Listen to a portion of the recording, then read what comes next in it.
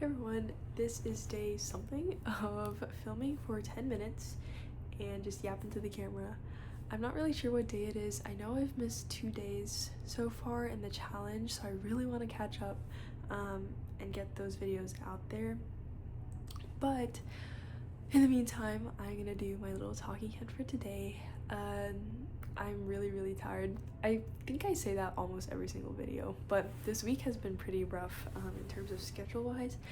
And today I woke up at 5 a.m. because I'm part of an organization and we hold an event twice a semester for incoming or prospective students wanting to come to our college campus.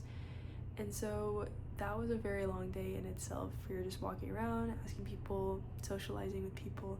It is super fulfilling, but I am really tired by the end of it.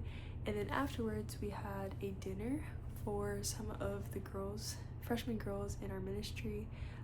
Me and a couple of my friends, we just wanted to host a little dinner party for them, and it was really sweet. It was super relaxing. Not a lot of girls came because I guess this weekend was a common weekend to go home, which honestly makes sense. I think I would have gone home too if I didn't have this event today.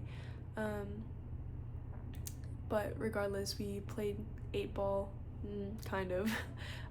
We all just really bad at it, and so we just ended up like taking turns no matter what and just trying to hit the ball into different baskets. I don't really know the terminology, but considering today is a bit of a long day and a day that I don't think I can form fully thought-provoking thoughts, I thought I could stick with a topic that I can talk about for a very long time, and that is books.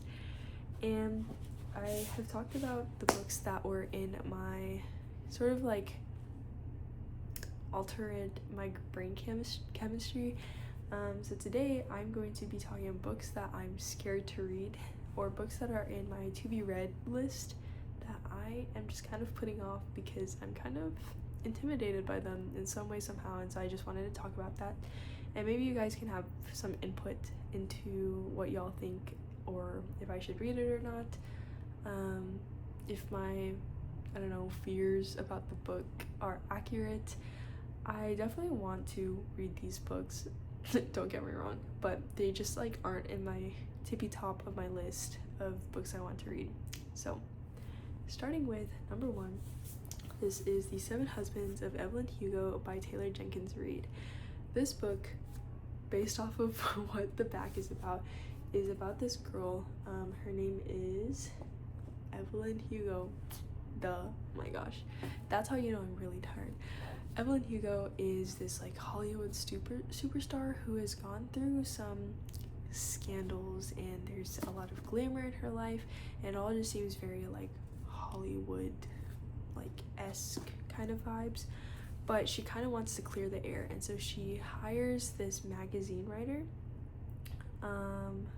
this magazine reporter who isn't very popular. She's just kind of like, no one really knows her, but she hires her to write the story. And so this writer is taking advantage of this opportunity, obviously, and is just full on running with it and allowing her to just really tell her story and listen in on this. And as Evelyn is revealing stories to her, she's also sort of learning about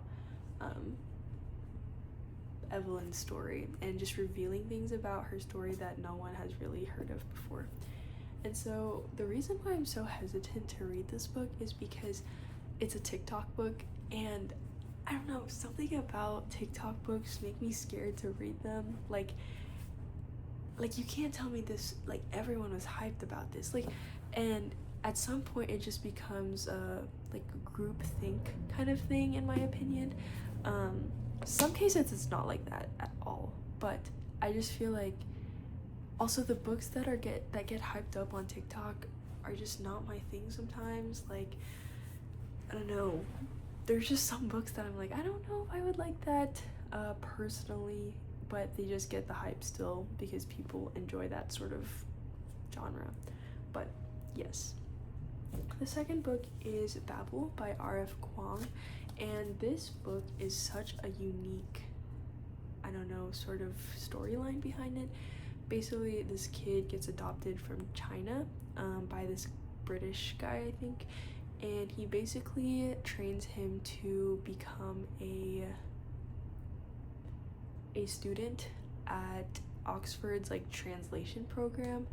I don't really know how to like explain it without even like not really knowing myself.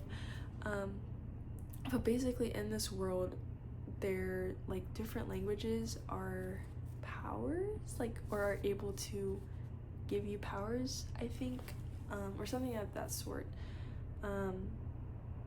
And there's like a lot of translation, and like the people who know translations are like one of the most powerful people in this storyline, and there's a lot of like politics that goes in it, and apparently there's like a battle between Britain and China, and so that kind of deals with the main character's identity and who he decides on, and that in itself is kind of why I'm like iffy about reading it. I really want to read it because I've heard so many good things about it. I've also heard some iffy things about it.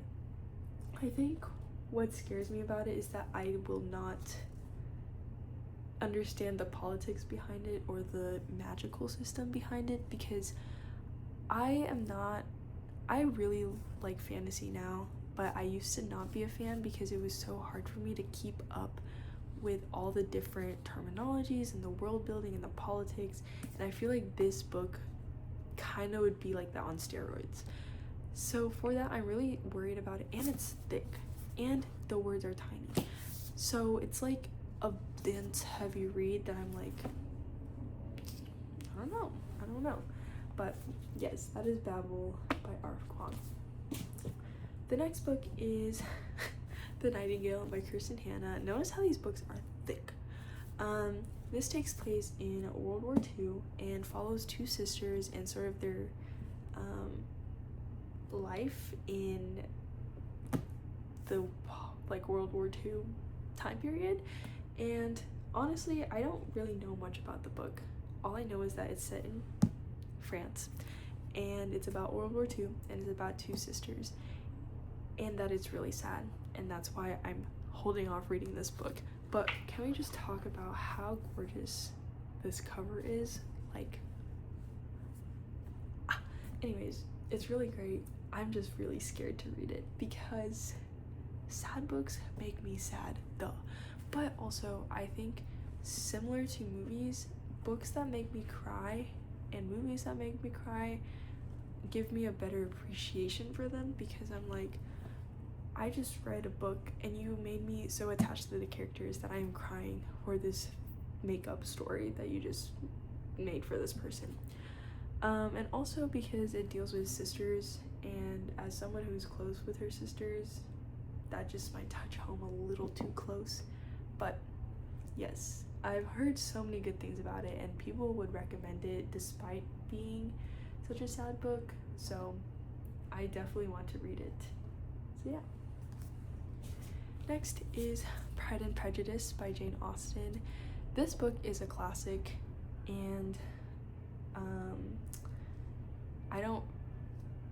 I've read okay, I haven't watched the movie, nor do I know what this book is about at all, but apparently it's giving enemies to lovers kind of thing, and I could be wrong, like totally wrong, so correct me if I'm totally wrong. But the reason why I am holding off on this book is because my brain cannot read this English language. Like this, like, okay, because I started reading this book. I started reading it. But I literally could not comprehend a single word without having to read it 5 bajillion times before actually understanding it. And so, do not, like, okay, this is a quote. "Do not you want to know who has taken it?" cried his wife impatiently. Why, my dear, you must know, Mrs. Long says that Netherfield is taken by a young man of large fortune from the north of England. Okay, that one kind of made sense, but still, like, I think this book would take me forever to get through, which is why I think I'm going to watch the movie first and then read the book. And if you think that's a really bad idea, let me know. But I just feel like it would help me comprehend the book a lot better. But yeah, Pride and Prejudice. Okay, lastly, because this book is, or this, what is it called? This video is already 10 minutes long. This book is actually the one that I would probably read the first out of all these books, and that is Screwtape Letters by C.S. Lewis. And basically this follows a demon? Kind of. Like an assistant to Satan, basically.